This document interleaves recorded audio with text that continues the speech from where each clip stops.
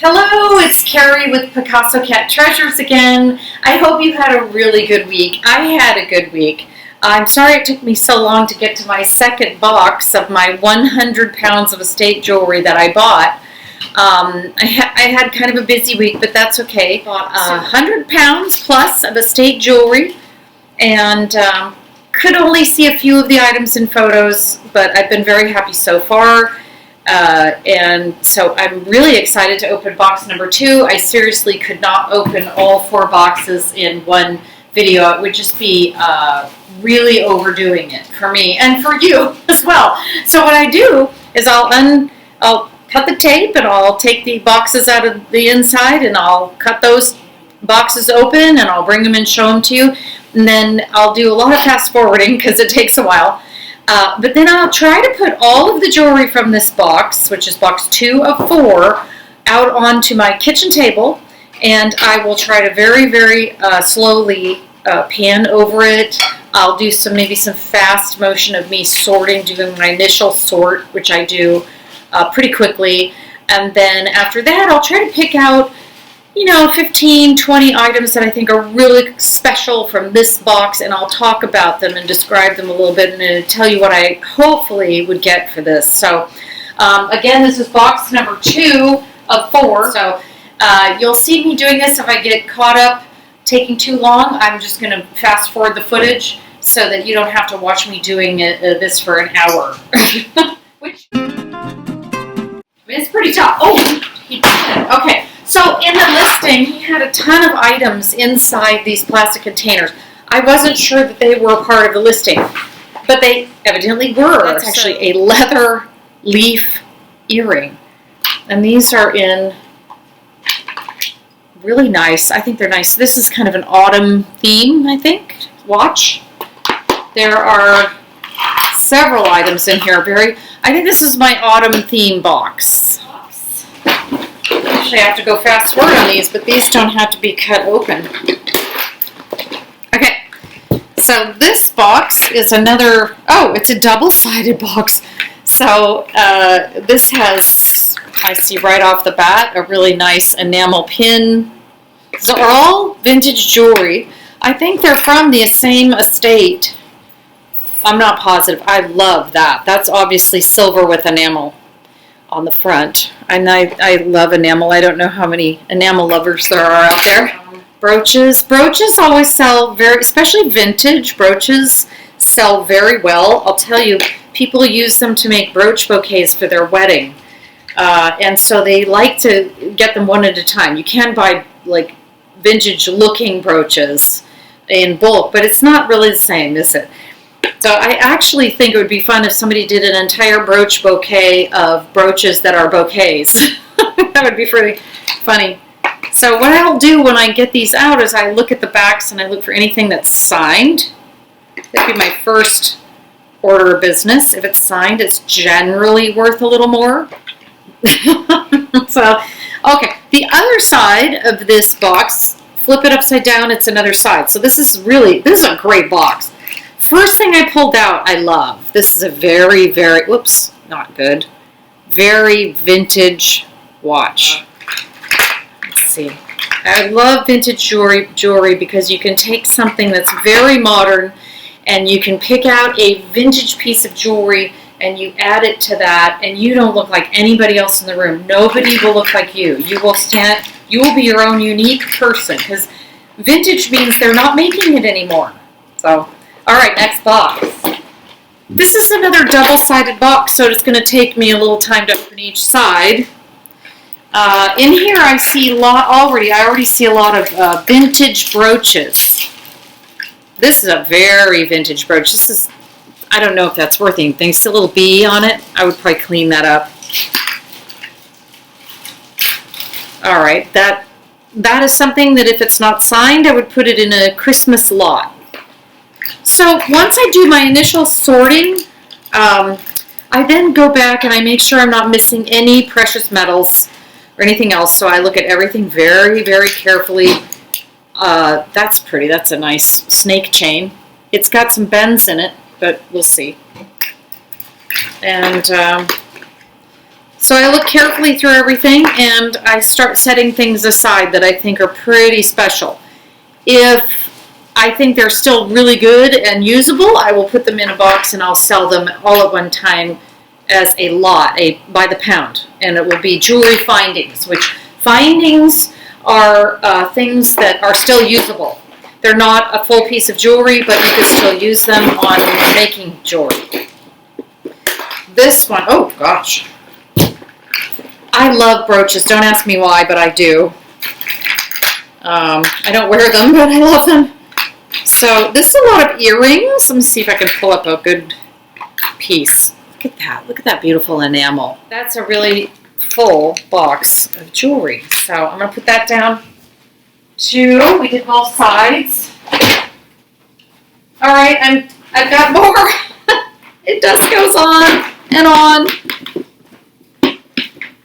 If I sound a little off, it's because I just came from a wine tasting. You know, one of the wonderful things about living in the Napa Valley is that we have, you know, literally some of the best wine in the world, and we have amazing opportunities to go wine tasting. So one of the negative things about living in the Napa Valley is we can go wine tasting whenever we want. And so you might find yourself, you know, enjoying a little too much. But my daughter took me wine tasting at a place that she is a member, and so we got like a free flight, 4-flight wine tasting. Wonderful. It's a place called Ashes and Diamonds, which I love the name alone. But we had a really nice time. So if you're in the Napa Valley, check out Ashes and Diamonds. Beautiful place. So, all right. So my daughter just told me I need to link Ashes and Diamonds. I mean, my videos, my YouTube channel is about reselling. But I also live in a really beautiful part of the world that people come from all over to visit. And we love our tourists. We love our visitors. We want you to come and experience the wine culture. I really am not in the wine culture, but I do live here, and so please come and check out some of our wonderful, world-famous wineries. So it's fun. So anyway, back to what I actually do for a living. But anyway, so here we have a big box full. Don't worry, I'll put this out on a table so it's easier to see some of this. This might be the season box, the seasons. Here's a Christmas tree novelty necklace. I think it might have been bubbles, so that'll probably be thrown away. But there's some Halloween. This is just, I'll put it out on the table, but just some nice, I see more Mardi Gras beads. More seasonal. A lot of times when I find things like this, if they're not signed, which this one actually is signed, but if they're not signed, I'll put them in a lot just of Christmas jewelry, Christmas pins and brooches. People like to collect that. They like to do that. Okay. Now this one I remember seeing on one of the photographs, and what I liked about this lot was it had a lot of stuff in boxes. I think that's it. Actually, yes, that's the whole box. So what I'll do now is I'll try to spread them out onto my kitchen table, and then you'll see me sorting through them, and then at the very end I'll show them slowly.